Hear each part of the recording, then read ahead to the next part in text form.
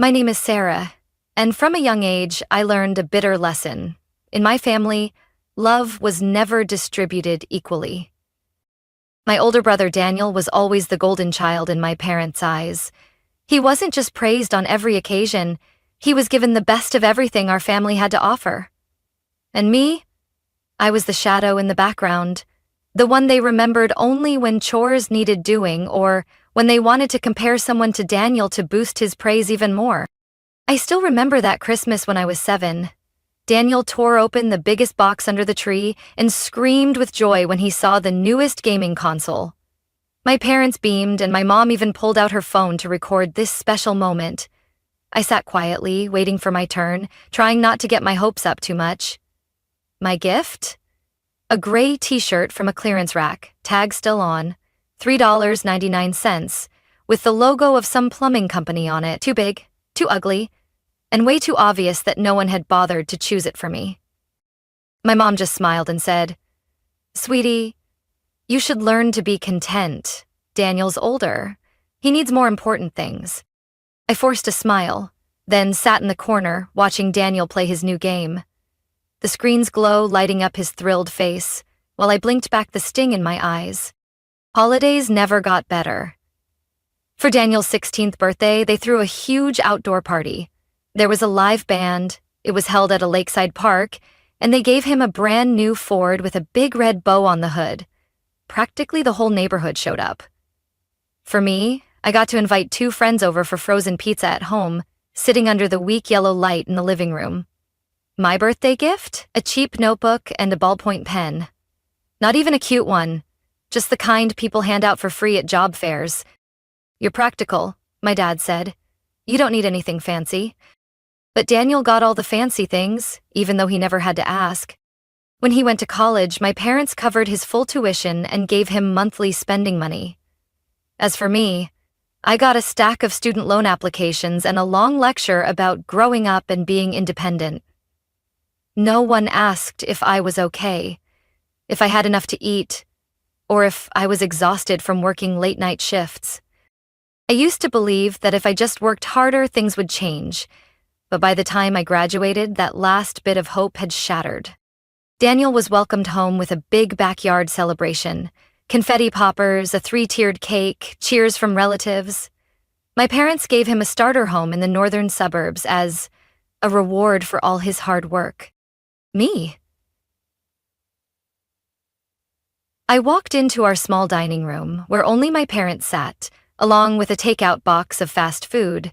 They handed me a plain white envelope. I hoped it might be a small check to help cover my remaining tuition debt, but inside was a $2 scratch-off lottery ticket. "Just for fun," my mom said cheerfully, like it was the cutest little joke. "Maybe you'll hit it big?" I looked up at them. Neither of them looked guilty or even awkward. My dad shrugged. "You know how it is. All our money went into Daniel's house." I smiled. A tired, hollow smile. I folded the ticket, tucked it into the pocket of my worn coat, and nodded. But inside, I wasn't angry. I was empty. Turns out, I was never part of the real plan in my family. And now, I was beginning to understand that if I wanted a place in this world, I'd have to make it myself, without expecting anyone to hand it to me. After that silent graduation dinner, I packed everything I owned, some old clothes, a beat-up laptop, and a chipped red suitcase, and left the house I'd never truly felt welcome in.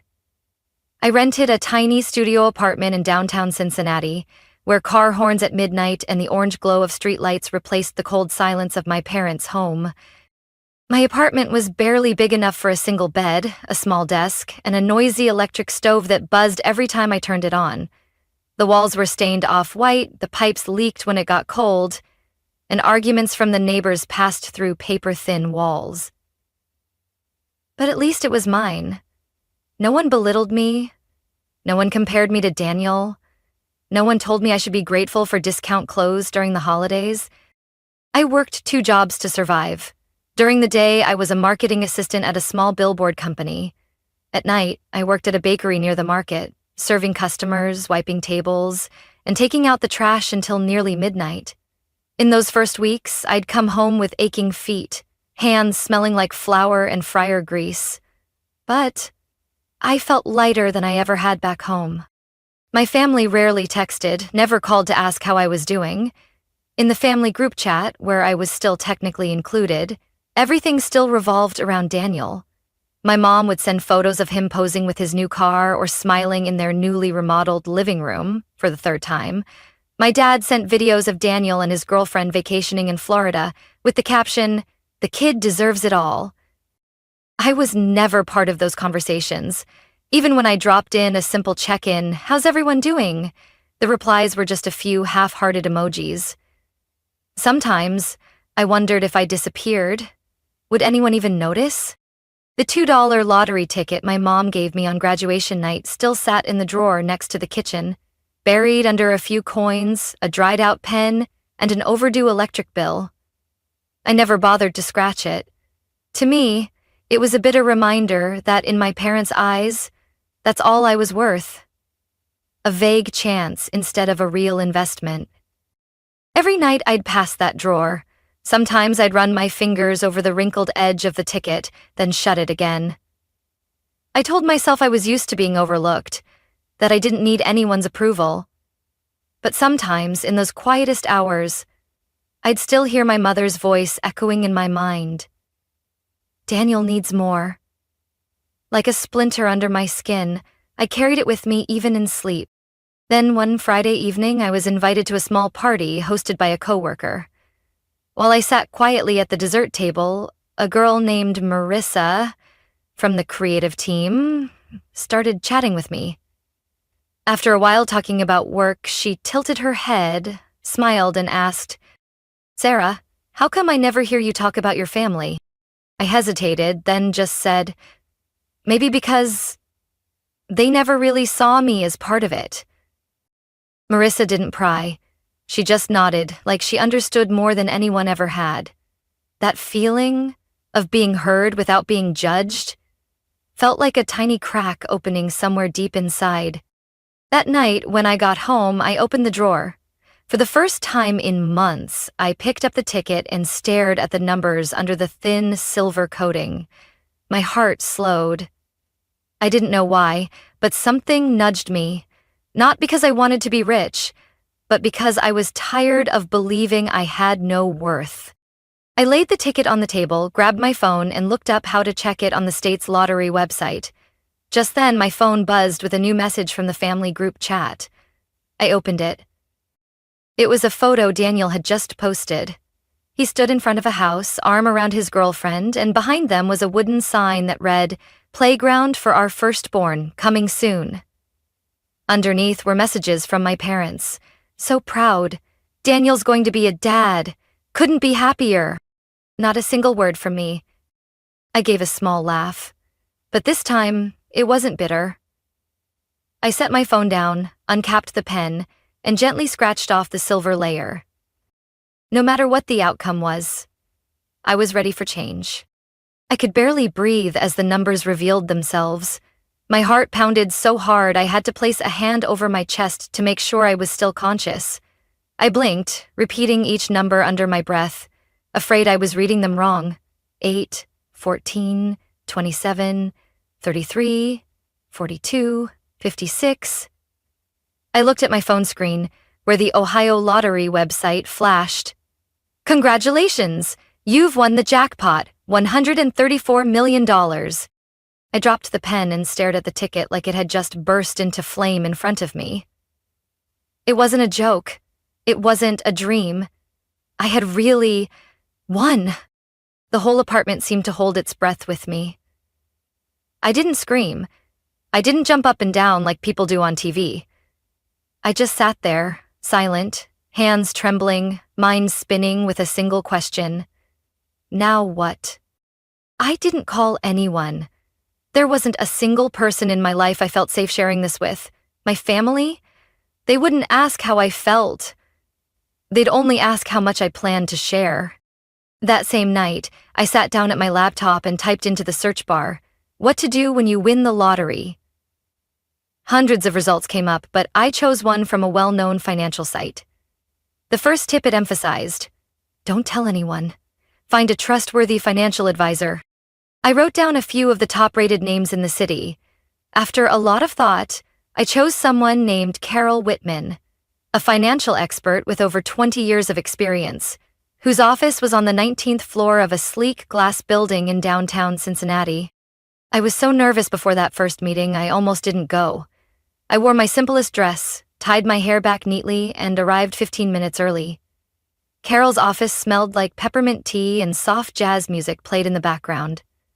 She greeted me with a firm handshake, her bright brown eyes looking like they'd seen hundreds of stories just like mine before. "This isn't something that happens every day," Carol said after I told her everything in one breath. "But it's not magic either. We're going to turn this into a long-term opportunity, not a one-time stroke of luck." For 3 hours, she helped me create a detailed plan.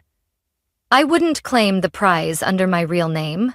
We'd set up a limited liability company, an LLC, to receive the funds.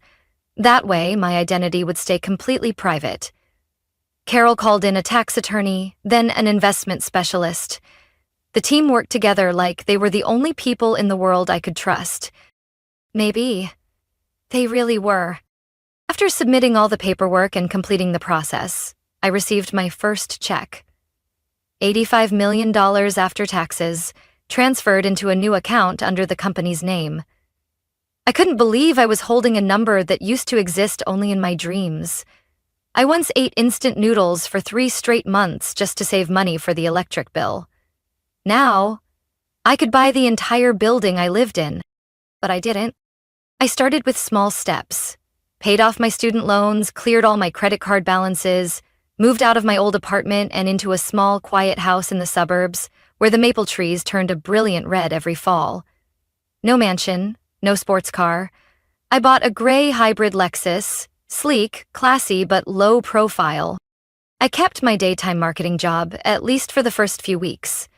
Not because I needed the money, but because I needed time to get used to this new version of myself, a Sarah who wasn't constantly backed into a corner. The only job I quit right away was the evening shift at the bakery. I wrote a handwritten thank you letter to the owner, along with a small check to help expand the cake display. It was the kindest goodbye I'd ever written. What surprised me most wasn't the feeling of freedom, it was the peace. Every morning I brewed coffee in a sunlit kitchen and looked out over the backyard where the sparrows chirped.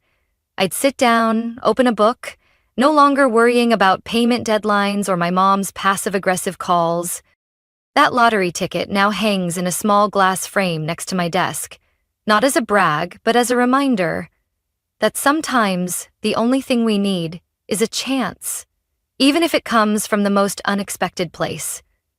And that, for the first time in my life, I didn't need anyone else to give me worth. I found it in my own hands.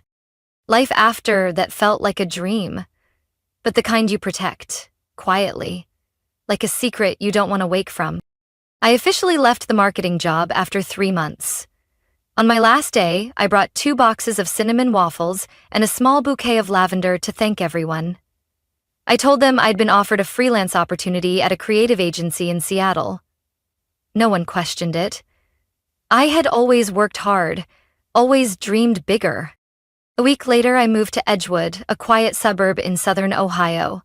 I bought a 2-story modern farmhouse with a wide backyard, an open kitchen with granite island and tall windows that welcomed the morning sun. A few neighbors joked I must have struck it big with unicorn stock. I just smiled faintly and said I freelance remotely for a foreign company. Vague enough that no one asked more.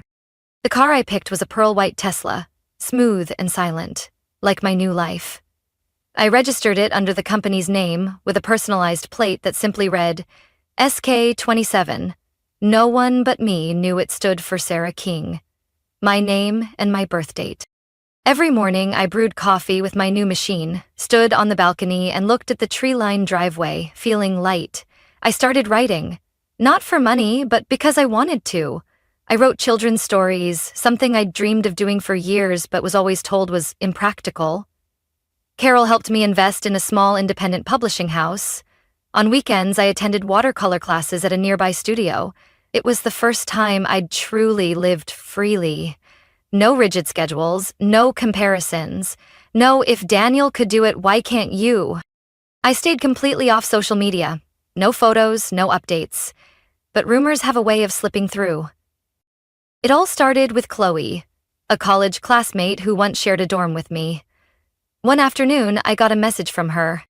"Sarah, did you just buy a house in Edgewood? I swear I saw your photo in the neighborhood group and freaked out." I nearly dropped my phone. In this neighborhood, residents often shared photos of new standouts.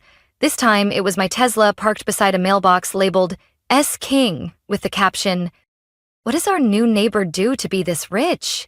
Free Starbucks to whoever guesses right." I rushed to remove my name from the mailbox and re-registered everything under the company. But it was too late.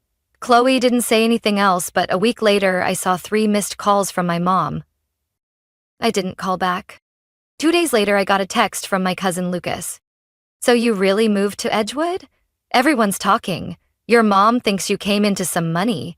They even asked if I knew anything." My heart sank.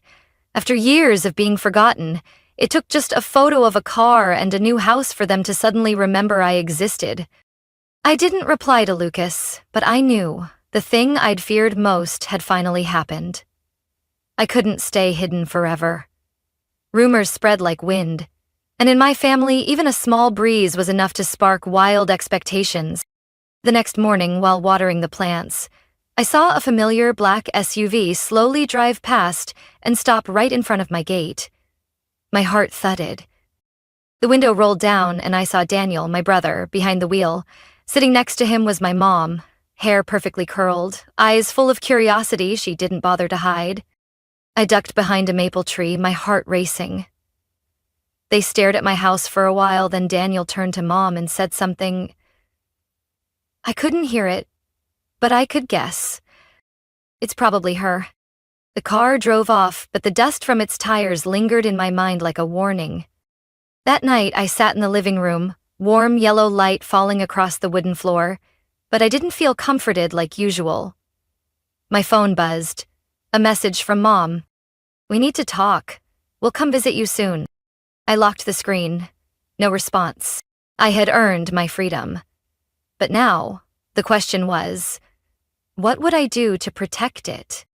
My mom's texts kept coming all week, sometimes gentle. "Sweetheart, I just want to see you. I miss you." Sometimes casual. "We're making your favorite stew this Sunday. Want to join for dinner?" And sometimes sweet in that forced, sugary way. Family is forever, Sarah. No matter where you live or what you do, you'll always be part of us. I didn't reply to any of them. But I didn't block the number either. I wanted to see just how far they were willing to go. Finally, after 2 weeks of silence, Daniel called me directly. I stared at his name on the screen for a long moment, then picked up. "Sarah," he began, sounding overly cheerful. "Listen, Mom's really upset you've been avoiding us. Seriously, she cried all night yesterday." He paused, then shifted tone, like he was getting to the real reason. "So, me and Haley, we're getting married, did you hear? We're having the ceremony this coming spring. Mom and Dad are thrilled." I leaned back into the sofa, eyes fixed on the ceiling. "Yeah, I heard." I replied briefly. "So, why don't you come home for dinner this Sunday? The whole family'll be there. Just come for fun. We're still family, right?" I stayed silent for a moment, then agreed. Part of me wanted to know what they really wanted. Another part wanted to remind myself why I had walked away in the first place. Sunday night, I drove to the old house, the one I used to believe would one day love me back if I just tried hard enough. Same white picket fence, same stone walkway, same old swing still dangling under the porch. But I wasn't the girl who stood there waiting for praise anymore. Mom opened the door and hugged me just a little too tightly. "You're so skinny," she said, then walked straight to the kitchen without waiting for a reply. Dad gave a nod, like I was a guest. Daniel patted me hard on the back like we were long-lost friends reunited after vacation. Dinner went exactly how I expected. Conversation entirely about Daniel and Haley. Mom showed off the dress they'd picked. Dad talked about how they'd decorate the backyard for the wedding. I just sat there, smiled faintly, picked at my food, and counted the minutes until the performance ended. As dessert arrived, Mom tapped her spoon gently against her glass, the soft clink ringing out like a signal. "I have something to say," she began, eyes fixed on me. "Daniel and Haley are really excited for the wedding, but, putting together a proper ceremony and expanding the house so they can move in, it's going to cost quite a bit." I set my glass down. My hand was steady. I was ready. "And since you're doing so well," Mom continued, her voice sliding into sugar-coated sweetness, "the family thought, maybe, if you could help just a little, around $100,000 to build a new garage and help with some wedding expenses." Dad nodded, as if it had already been settled. Daniel leaned back in his chair, smiling expectantly. "Sarah," he said, "I know you get it. We're family, blood. Helping each other when it matters should be a given." I looked at them all, my eyes no longer holding any hope, just a quiet calm. The kind I had fought so hard to earn. "Family?" I repeated, my voice steady. "Where was family when I was in college? When I worked 2 jobs and lived off instant noodles for a month? Where were you then?" No one answered. "What was it Mom said to me back then?" I tilted my head and looked at her. "Oh, right. No one's stopping you from working harder." "Well, now I have. I worked harder, but not to pay for the things you dismissed." No one smiled, no one argued. I stood up, picked up my purse, and looked at them one last time. "I used to hope you'd see me. I used to hope to be part of this family, but not anymore. And if you really want to expand your garage," I turned to Daniel and smiled, "then no one's stopping you from working harder." I walked out the door, feeling like an old, creaky door in my heart had quietly, firmly closed. And this time, I didn't look back. That night, I drove home in silence. No music, no podcast, just the soft hum of the tires against the road and the gentle wind slipping through the cracked window. In the rearview mirror, the glow of my old house blurred like a fading memory. But I knew I hadn't just left that place physically, I'd left it in spirit, too. When I got home, I sank onto the living room couch, slipped off my heels, and let out a long, deep breath. The relief didn't come all at once. Instead, there was a quiet sadness, like I had just said goodbye to something that once meant everything, even if it had hurt me so many times. But this time was different. I didn't cry. I didn't feel guilty. I just breathed.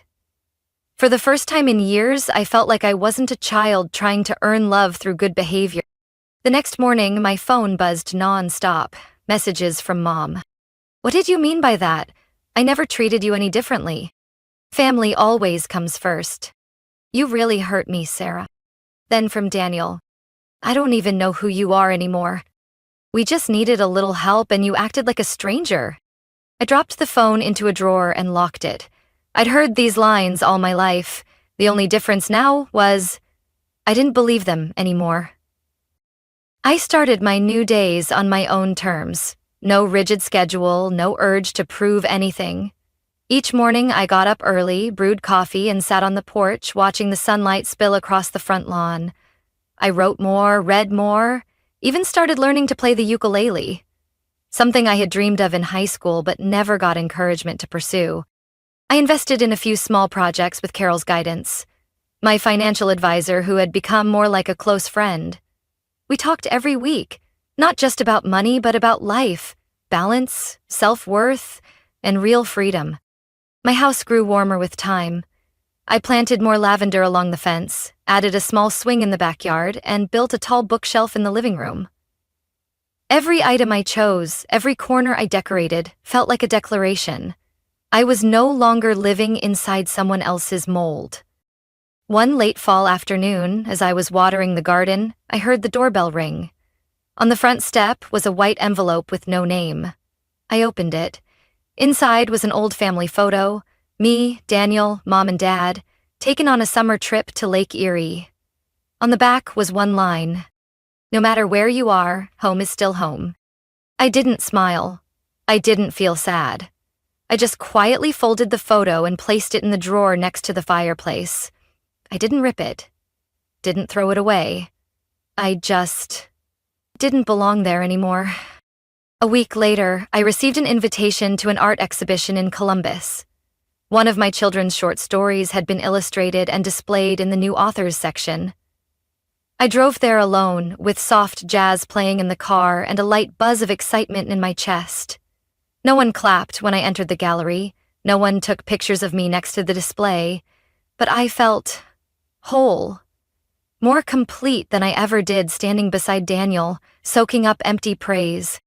After the exhibit, I sat alone in a small cafe down the street, jotting down new ideas in my leather notebook. A little girl at the next table watched me for a while, then walked over. "Are you the one who wrote Little Moon?" she asked, eyes bright. I nodded and smiled. "I really love that story. You're a great writer." That sentence, from a complete stranger, warmed my heart in a way I had waited my whole life to feel from the people closest to me. I thanked her and returned to my table, my chest filled with quiet joy. I had nothing left to prove, no one left to impress. I had stepped out of the invisible cage called family duty, and for the first time in my life I was living, truly living, with the clear belief that I was worthy of good things. Not because anyone said so, but because I had found that worth within myself, through the smallest things. The months that followed passed like a cool breeze on a sweltering summer day. My new life wasn't flashy or loud, but it was full of things I never dared to dream of when I lived under that old roof. I invested in a few edtech startups Carol introduced me to, bought a small cabin in Vermont for long retreats, and, every so often, I treated myself to a trip, not to escape but to explore. I had mornings sipping coffee by the beach in Santa Barbara, afternoons reading beneath old oak trees in Oregon, and evenings watching fireworks from a vintage hotel balcony in Savannah. No more financial stress, no more tightrope walking around icy glances or passive digs. With each passing day, I felt closer to the woman I had always hidden deep inside. I began writing more regularly. Children's stories, filled with imagination, small but brave characters, dreams dismissed by others but never truly extinguished. My debut book was published by a small press in Chicago, and strangely, I felt no urge to show it off to anyone in my family. For the first time, success wasn't tied to outside approval. I stopped checking messages from Mom or Daniel. Carol helped me move all personal contact to private channels. The people who really cared about me were already in my life. New friends, a few sincere professional relationships, and most importantly, one Saturday afternoon, as I waited for my order at my favorite organic bakery downtown, I heard a familiar voice behind me. "Sarah?" I turned. It was Daniel. He wore a gray plaid shirt, his hair a little messy, like he had just stepped out of the car. He didn't look much different from the last time we met, except now his eyes had lost their old confidence. Instead, they carried a trace of weariness, a hint of bitterness. "Didn't expect to see you here," he said with a weak smile. "You live around here?" I nodded, polite but distant. "Yeah, close by. You?" Daniel shrugged. "Just picking up pastries for Haley. She's pregnant with our second." He paused. "Mom still talks about you all the time." I said nothing. Silence stretched for a few seconds. Then Daniel looked at me directly, voice quieter. "You know, sometimes I think this world just isn't fair." I tilted my head, my gaze calm, and replied clearly, "I agree. Life isn't fair. But I learned how to make it fair for myself." Daniel curled his lips like he wanted to say something but stayed quiet. Maybe he understood that I wasn't the same little sister who once sat quietly at the dinner table, smiling through pain. I didn't need them to know I was worthy. His silence said it all. He knew I had outgrown the box they tried to keep me in. A bakery employee called my name and handed me the warm bag. I nodded in thanks, turned to Daniel. I really do wish you the best. I mean that. I walked away without looking back. Under the soft golden sun stretching across the sidewalk, I moved slowly, steadily. I didn't need to win. I just needed to live. That night, I sat on my porch, a mug of chamomile tea in hand, eyes lifted to a sky sprinkled with stars. The wind rustled the lavender by the fence. I thought of the years that had passed, all the times I was forgotten, compared, made to feel like the extra piece. I once believed I was just a flawed version of something better, something Daniel represented, but now I knew the truth. I wasn't a copy of anyone. I was Sarah, someone who had been overlooked, dismissed, but also someone who rose and rebuilt a life from the pieces. Is life unfair? Maybe. But I made it fair, with my own hands and my own belief. And the freedom I have now, no one can take that away. From a girl underestimated by her own family, Sarah had moved beyond old wounds to build a life of freedom and value with her own two hands. She no longer sought validation from those who once hurt her, but instead learned to love herself and live in alignment with what she believed in. Sarah's story reminds us, no one has the right to define your worth, except you. Sometimes, walking away from toxic relationships is the very first step toward finding true happiness. What do you think of Sarah's journey? Have you ever experienced something similar? Share your thoughts in the comments below, and don't forget to follow our channel for more powerful and inspiring stories about family and self-worth.